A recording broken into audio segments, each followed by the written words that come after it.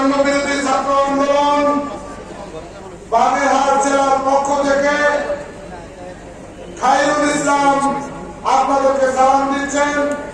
আপনারা জানেন আমাদের প্রিয় আল্লামা যখন শহীদ হলেন, যখন তাকে শহীদ করা হলো, যখন তার কবর পিরোজপুরে নিয়ে আসা হলো, সারা দেশ থেকে মানুষ যখন বঙ্গপালের মতো পিরোজপুরে ছুটে আসতে লাগলো, তখন বাগেরহাটের বাজারে ওখানে কিছু নরপিশাচ আমাদের সেই ভাইদের উপরে হামলা করেছিল।